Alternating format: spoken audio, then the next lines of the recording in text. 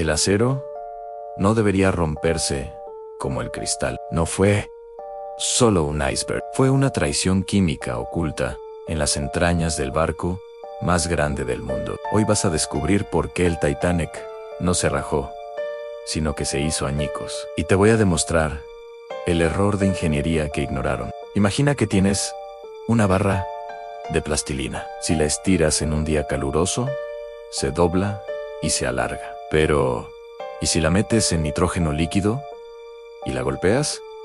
Se rompe en 1000 pedazos. El Titanic no fue víctima de un choque, fue transición de fase. El acero de 1912 era tímido al frío. Mientras el capitán Smith creía navegar sobre una fortaleza, iba sobre una cáscara de huevo congelada de 46,000 toneladas. El primer secreto reside en la receta del acero.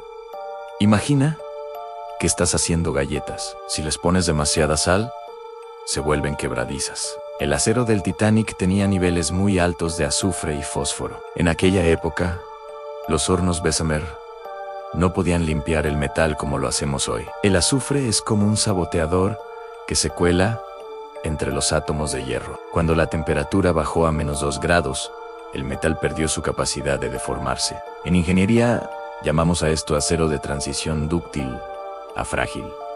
El casco se fracturó de forma clivaje. Eran 260 metros, comportándose como una taza de porcelana. Se decía que era insumergible por sus 16 compartimentos. Piensa en una bandeja de hielos. Si llenas un hueco, el agua no pasa al siguiente, ¿verdad? Pues los ingenieros cometieron un error de primaria. Las paredes de estos compartimentos no llegaban hasta el techo, se quedaban a medio metro del cielo raso. Cuando el iceberg abrió las brechas, el barco se inclinó. El agua llenó el primer compartimento y simplemente desbordó hacia el siguiente como una cascada interna. Fue un efecto dominó hidrostático. La seguridad era solo una ilusión arquitectónica, porque nadie previó que el barco pudiera inclinarse tanto.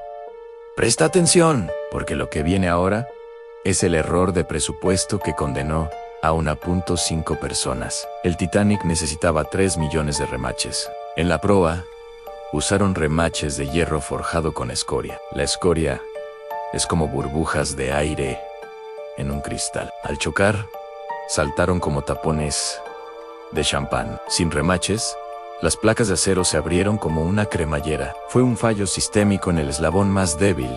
No fue el acero, sino el tornillo. Muchos creen que el iceberg rajó el barco como un cuchillo. La realidad es más extraña. El iceberg no cortó el acero, lo empujó.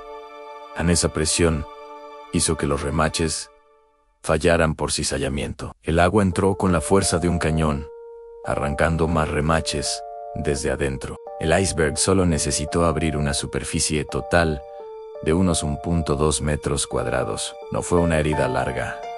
Fueron 6 grietas estrechas y quirúrgicas. Existe una temperatura llamada temperatura de transición dúctil.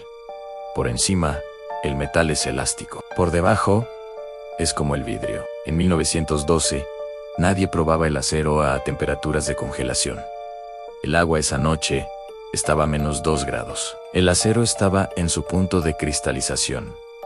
La física básica fue el último clavo. El primer oficial ordenó atrás toda y giro a babor, cometiendo un error de dinámica de fluidos. Al detener las hélices, el timón perdió el flujo de agua. Es como intentar girar un coche mientras frenas en seco sobre hielo. El barco derrapó. El Titanic era demasiado grande para su timón y demasiado lento para su masa. La inercia lo llevó directamente al abrazo del hielo. Mientras el barco se hundía, la popa se elevó. El Titanic fue diseñado para estar apoyado en el agua, no para ser una palanca apoyada en su centro. Con la popa fuera del agua, el peso de los motores tiró hacia abajo. El acero de la cubierta superior entró en tensión y la quilla en compresión. El barco se convirtió en una galleta gigante, siendo partida por la mitad. Se partió porque su estructura no soportó su peso fuera de su elemento. Aprendiste que el Titanic no se hundió solo por navegación, sino por química defectuosa y remaches baratos. Pero hay más en esta historia. Soy el ingeniero de Enge Ziplor. Si amas la ingeniería y el arte, suscríbete y activa la campana. Nos vemos en la siguiente disección técnica.